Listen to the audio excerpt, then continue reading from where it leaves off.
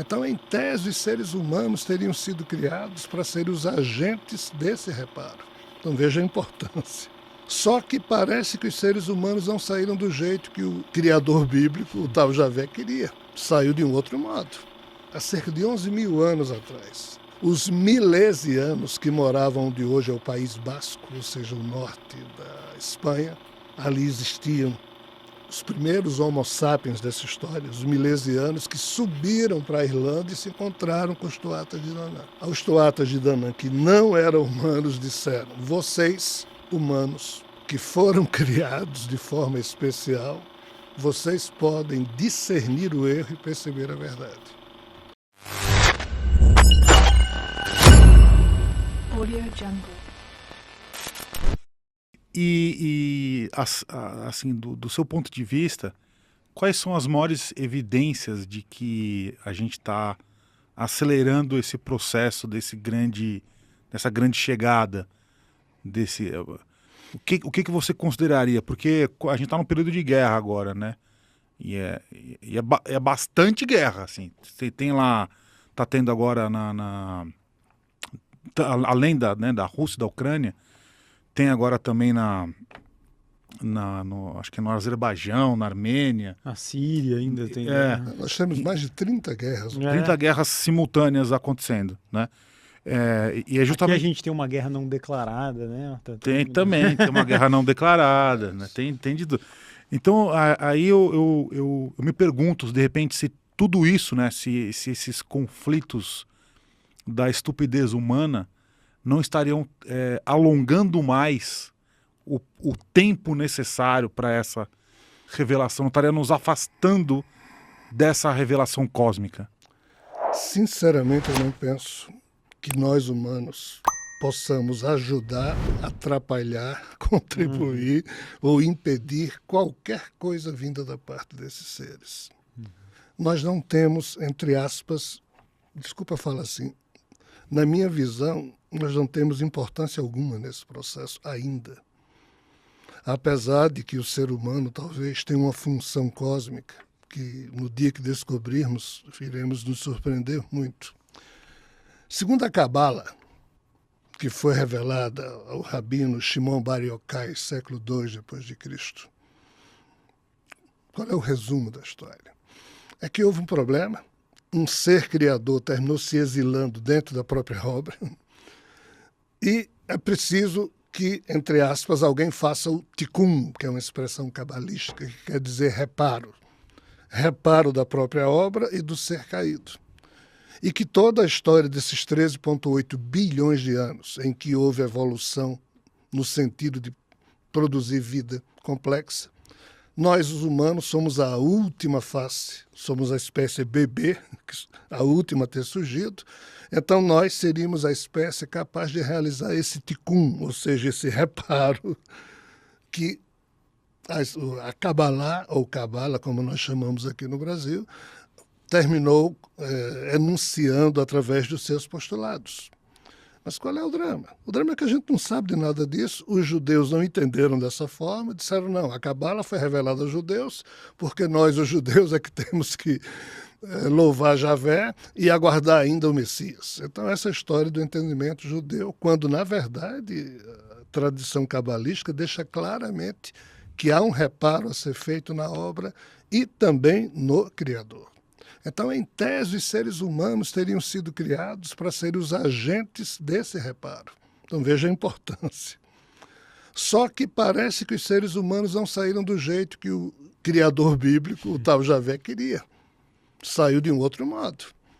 E esse, de um outro modo, é a gênese de uma série de problemas, desde o que nos obriga a continuarmos isolados, nos obriga a continuar mantidos num condicionamento terrível. Nós não somos os seres humanos que, em tese, poderíamos ser. Eu não sei até que ponto eu vou encher o saco de vocês, mas assim, o que é um ser humano? É a receita de 28.869 genes. Cada um de nós tem 28.869 genes. Desses, só cerca de 1, 2, 3% produz proteína. Essas proteínas são exatamente os tijolos que movem, que formam os corpos da gente e tudo mais. Então, assim, o que for produzido de proteína produz ser humano. Mas as proteínas só podem ser produzidas de acordo com a receita genética. Qual é o problema?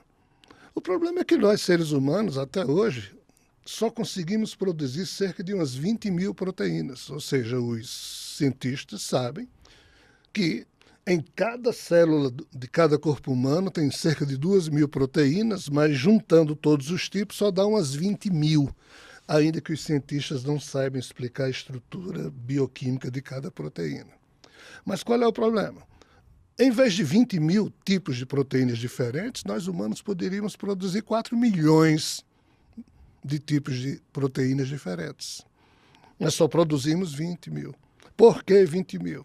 Porque nós vivemos da mesmice. Por que da mesmice? Porque há milênios se repete a mesma coisa para condicionar os seres humanos e a gente acredita num monte de merda, num monte de coisas que nos apequenam, que nos fazem o tempo inteiro nos sentirmos culpados, com medo, com receio. Então, a produção proteica, que é o que permite, entre aspas, a expressão de cada ser humano a partir da riqueza das sinapses dos seus neurônios cerebrais, isso aqui é muito pobre. Quando nós humanos destravarmos, deslacrarmos o nosso modo de rodar os 100 bilhões de neurônios que temos na cabeça, e cada neurônio se liga ao outro através de dendritos, criando sinapses, ou seja, quando nós, seres humanos, pararmos de colecionar certezas imbecilizadas que nos diminuem, e, de fato, pudermos, com decência e dignidade, expressar uma cidadania mais esclarecida, a vida muda totalmente. E, entre aspas, em mudando totalmente, nós vamos ter um susto grande, porque a gente reza para Deus, para Jesus, para santos, para espíritos, espera que extraterrestres venham de fora para resolver nossos problemas, quando nós somos, entre aspas, os habilitados a resolver os problemas deles, já que estes, ou seja, estes problemas foram inoculados na condição humana lá atrás. Nós somos cobaias que portamos um DNA doente da doença desses seres e, como eles faliram, nós é que temos que, em sofrendo as dores dessa doença, evoluir, descobrir os remédios, criar novas posturas mentais para, então, em resolvendo o problema no nosso DNA, resolve no DNA deles. Na hora em que eu falo isso, quem está nos escutando, quem está nos vendo, diz, pô, não dá nem para compreender. Mas é exatamente isso. Nós, humanos, somos a medida do universo, como Protágoras dizia. É uma questão holográfica. O todo está representado em cada um de nós, como também o código genético de cada um de nós está em cada uma das células. É uma questão holográfica. Em resumo, o ser humano tem uma importância que a gente não pode nem aquilatar, mas esses seres nunca aceitaram essa importância, nos dominam, nos encheram de certezas que nos apequenam e hoje estamos vivendo um momento terrível. Só para concluir, tempos difíceis forjam pessoas fortes. Pessoas fortes costumam produzir tempos fáceis. Tempos fáceis forjam pessoas fracas. Pessoas fracas produzem tempos difíceis. Tempos difíceis precisam de pessoas fortes, mas a nossa atual geração é fraca. Nós somos humanos fracos porque fomos enfraquecidos por uma série de condicionamentos que nos foram impostos, principalmente via religião. Então nos apequenamos. Estamos diante de um desafio terrível. Esperar os seres de fora, desde 1998 que eu digo, olha, infelizmente eu estou tendo que falar aqui da chegada de Jesus. Mas não esperem que Jesus, nem nenhum ET, venha fazer por nós humanos o que nós humanos precisamos urgentemente aprender a fazer. Primeiro, cuidar de nós mesmos e esperar de ficar querendo receber tudo pronto de Deus, de Jesus, de quem quer que seja. Muito, muito interessante. Eu gostei muito dessa teoria. Ou melhor, essa informação chegou até você. Isso. Como se deu essa conversa multidimensional, podemos considerar assim. Mas depois eu quero voltar nessa história. Eu gostei muito desse conceito, né, de que o DNA defeituoso foi colocado aqui em nós para que o processo, talvez, o processo natural da própria evolução do ser humano levasse a uma cura disso, né, ao longo do tempo. Inclusive, isso me lembrou, tem um filme que eu acho que chama Maze Runner. Maze Runner, conheço esse filme. Sim, conheço. Eu acho que é um conceito mais ou menos parecido. Eles colocaram lá jovens adolescentes com uma doença, num labirinto com uma doença, ou tá na genética, ou não tá no labirinto, e eles foram colocados lá justamente para passar por uma dor, um sofrimento, uma provação. Estresse extremo. Estresse extremo, exatamente. Para ver se com isso as mutações no DNA. É mais ou menos isso. Isso. É isso? É. Excelente. E isso aí, esse... Em um dos livros que eu escrevi, Favor Divino, Ah, o que é que a gente explora? Que os nossos espíritos se inocularam com a doença desse Criador caído, e cada um de nós tem um código diferente dessa doença, e o nosso espírito, em cada vida, vai tratando desse código no sentido de superar os obstáculos que aquele códigozinho tem. E quando o nosso eu evolui espiritualmente, isso implica dizer que a gente está ajudando o Criador, que é refém das suas criaturas, a também evoluir, já que ele faliu. São esses temas que eu abordo nos livros. Vejo que não são agradáveis. As pessoas rezam para Javé. E nos livros eu estou dizendo, ei, a gente está carregando esse sujeito no colo. Mas por que eu estou dizendo isso? Porque eu tive, entre aspas, infelizmente, que meio que saber disso, saber, entre aspas, aqui eu coloco. Por quê? Porque é esse ser com seus assessores que há mais de 20 anos, a cada dia da minha vida,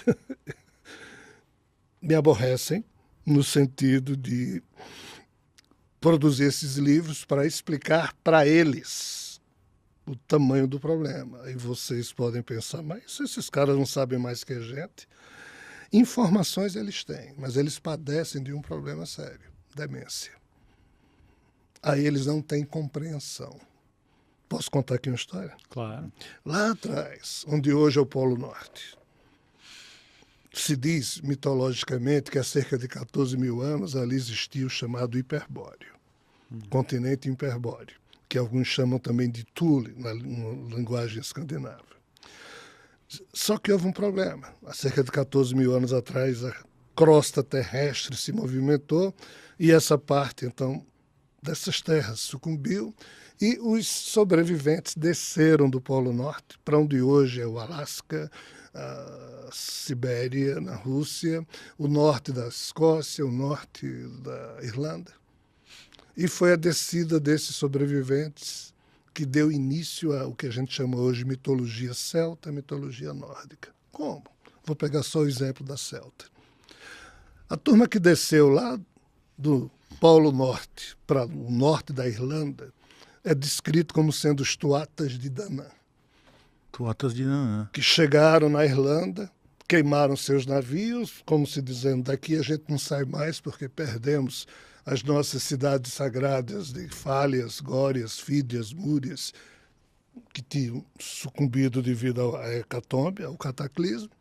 Só que quando os Tuatas de Danann chegaram na Irlanda, lá já tinham os nemedianos, os partolanos, eles foram para a disputa, em resumo. Nenhum desses seres era humano. Essas três etnias que eu estou falando aqui, de nemedianos, partolanos, Tuatas de Danann, todos eles eram seres que hoje a gente pode chamar de híbridos. Por quê? Porque humanos eles não eram. Esses Tuatas de Danann, alguns inclusive se metamorfosearam, alguns se... Tudo bem. Esses seres ficaram na Irlanda durante milênios, até que, há cerca de 11 mil anos atrás, Os milesianos que moravam onde hoje é o País Basco, ou seja, o norte da Espanha, ali existiam os primeiros homo sapiens dessa história, os milesianos que subiram para a Irlanda e se encontraram com os tuatas de Danann. Os tuatas de Danann, que não eram humanos, disseram: vocês, humanos, que foram criados de forma especial, vocês podem discernir o erro e perceber a verdade. Nós somos muito mais velhos que vocês, temos informações que vocês não têm, mas não conseguimos organizar uma compreensão para essas informações. Está aqui as informações. Cuidem delas e tentem compreender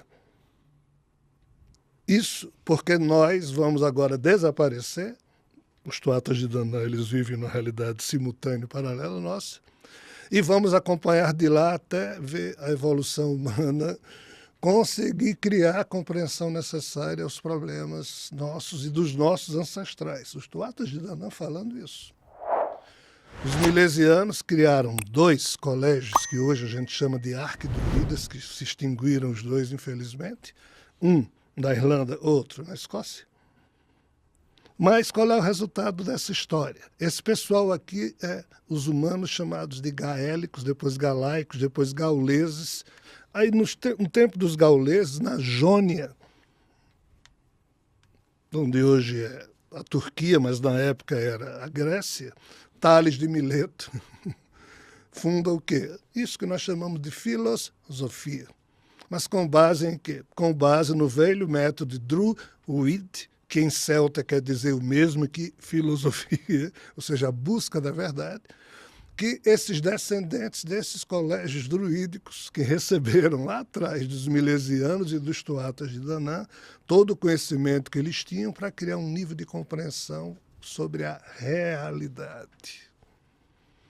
Então, na hora em que a gente vai para a Gênese por trás da mitologia celta, mitologia nórdica, todas as principais mitologias, nós vamos ver seres não humanos com informações em relação às quais eles não sabiam o que fazer, mas passando para humanos, ou seja, inoculando os humanos, tanto com as doenças deles, como também dando as informações para que os humanos, então, evoluíssem e, em superando os desconfortos, estariam provocando mutações no seu DNA, mutações adaptativas e modificativas, e na hora que você faz isso, eles descobrem, eles agora conseguiram criar aquela nova proteína, então vamos ver como é que a gente faz isso no nosso sistema. Ou seja, nós humanos somos, entre aspas, os agentes da vida que estão realizando o tikkun, torno a falar da expressão cabalística, que é o reparo na criação,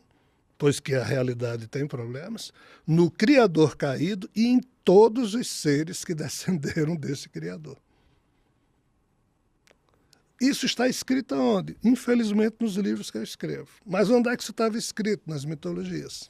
E como é que a gente não sabe disso? Porque as religiões que surgiram depois das mitologias cancelaram essas informações todas e disseram que Deus resolve tudo.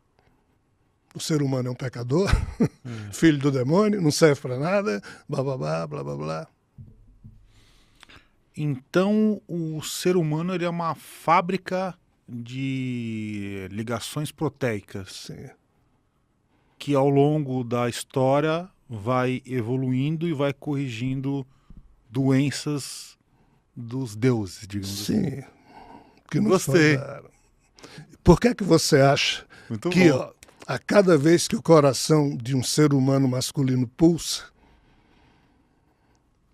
milhares de novos espermatozoides são produzidos no saco escrotal, registrando exatamente as últimas informações que foram registradas nas sinapses cerebrais da cabeça de um ser humano masculino. Como também no corpo humano feminino, tudo que uma mulher pensou, no último segundo, o óvulo, o processo de ovulação registra, e por isso que o óvulo e o espermatozoide, quando se encontram, A natureza é tão neurótica no sentido de fazer com que os humanos produzam informações e repassem essas informações para os seus filhos, que as últimas informações que nós repassamos são as mais atualizadas, porque a natureza quer que os filhos que nasçam recebam dos pais a mais atualizada possível informação, porque a natureza precisa desesperadamente das informações que a raça humana produz. Por quê? Devido à questão proteica. Porque essas informações modificam o nosso DNA a cada segundo da existência, e esse é o jogo.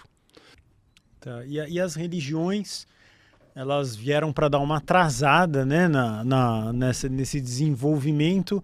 E o que eles andam fazendo pelas costas da gente aí? Eles pegam essas informações e guardam só para eles e não passam para a população em geral? É uma coisa complicada, não é tão simples assim. Eu já estudei perto de 100 mitologias. Tem 75 mitologias que eu estudei com profundidade. E torno a dizer, são os textos mais ancestrais. Em nenhuma das mitologias aparece o nome de Deus. O nome de Deus, esse epíteto Deus, só surgiu na Trácia, que fica ali na Turquia, há cerca de uns 4.000 anos atrás. Antes, o nome Deus não existia. Não tinha. Essas mitologias falam ente poderoso, ente disso, ente daquilo, o sânscrito. Ser divino, Isso. ser eterno, todo-poderoso. Usa diversas Não expressões. tinha um pronome assim. Não né? tinha esse pronome. Tá. Deus não existia. O, né? O Deus. Sabe? Tá. Quando as religiões surgiram, é que criaram essa história de Deus e, entre aspas, como eu já disse, transformaram todas as informações originais, né, em mentira. Mas quais eram as informações originais? Se você observar, olha, vou dizer, estudei 20 mitologias dos 3 continentes americanos, 6 mitologias da Ásia, 8 no Oriente Médio, 13 na Eurásia, 16 na Europa. Isso aí deve dar 75 mitologias. Em todas elas é afirmado o quê? Que no início não existia nada, surgiu um ovo cósmico. Esse ovo, quando ele quebrou, saíram 3 coisas dentro do ovo. Por exemplo, a mitologia chinesa. Quando o ovo quebrou, saiu Yin, o Yang, e Panku, o criador, caído no Yang. Mitologia ariana hindu, surgiram 2 locas, ou seja, loka é uma expressão sânscrita que quer dizer universo. Aí tem o Buloka e o Brahmaloka. E por que Brahmaloka? Porque é a loca onde Brahma caiu. Então, todas as mitologias falam o quê? Que tem 2 universos, ou seja, o nosso universo tem um universo vizinho, que isso surgiu de um ovo cósmico e que tem um criador caído no universo vizinho. No vizinho? Sim. Ou entre os universos? No vizinho. Só a mitologia nórdica diz que no início, quando houve esse processo, o grande criador Ymir caiu numa região intermediária entre os 2 universos, chamado Ginnungagap. Mas ali só ficou cerca de 18.000 anos. Aí depois foi para o universo. Então, assim, qual é o problema? O problema é que a ciência hoje diz o quê? Repete o mito do ovo cósmico, que no início não existia nada, surgiu uma singularidade, uma sopa de quarks e gluons, que foi explodindo, criando matéria e antimatéria, só que a antimatéria sumiu dos nossos olhos, a matéria organizou o nosso universo, e a ciência hoje já tem 4 experimentos que apontam que há sim um universo vizinho ao nosso, composto de antimatéria. Ou seja, está confirmando tudo o que a mitologia dizia lá atrás. Mas o que é que as religiões dizem? Não. Mitologia é mentirosa. Tudo foi criado por Deus. Ou seja, eles usam o nome Deus para simplificar todos os processos e para apequenar o entendimento. É nisso aqui que nós todos ficamos apartados da busca da verdade. Immanuel Kant, um filósofo prussiano, diz o quê? O intelecto humano pode e deve ser medido pela sua capacidade de colecionar incertezas. não é de colecionar certezas. Uhum. Por quê? Porque o intelecto humano sadio, ele não deve dar por sabido aquilo que ele ainda precisa descobrir, se é verdade. Uhum. Mas o que é que as religiões fizeram? Via teologia, inundaram o ser humano De de certeza. certezas que não são reais. Uhum. O ser humano, de tanto escutar isso a cada século, as famílias passando para os seus filhos, essas certezas terminam produzindo só as proteínas da mesmice, aí fica milênios sendo o mesmo tipo de ser humano, e esse é o drama da gente. Nós fomos apequenados, nós somos seres que podiam estar, entre aspas, praticando voos sublimes com a nossa consciência esclarecida, mas estamos nos arrastando nas fezes das nossas próprias crenças e da nossa incapacidade de gerar decência e dignidade enquanto agentes da vida. Aí transferimos isso tudo para Deus, para Jesus, para seres extraterrestres, para espíritos, quando nenhum desses seres jamais fará pelo ser humano coisa alguma, porque ninguém faz nada por ninguém nesse sentido. Tem que ser evolução. Ah, Rogério, você tem certeza do que você está falando? Não, eu não carrego certezas, eu só coleciono incertezas. A única certeza que eu carrego comigo é a importância da dignidade, da decência. Não estou falando nem do amor, porque às vezes você ama, mas age de forma indigna. Então, o amor não é o mais importante. O mais importante é o uso que se faz do amor. Aí tem que ter a noção de dignidade. É digno, é decente? Não, não vou fazer. Isso você não precisa acreditar nisso ou naquilo, né? É você com você mesmo. Então, nós humanos podemos fazer isso. Esses seres não podem. Resumo da história. Se nós conhecêssemos essas mitologias, nós iríamos saber que os seres a quem nós chamamos de deuses são bem menores que os próprios seres humanos. Só que eles são muito mais antigos, detêm informações, têm poder no campo da informação e da tecnologia, mas são débeis, eles não têm compreensão. E nós humanos, que somos mantidos na ignorância, isolados, temos poucas informações, mas nós temos a sagacidade de tentar compreender as coisas, coisa que eles não têm.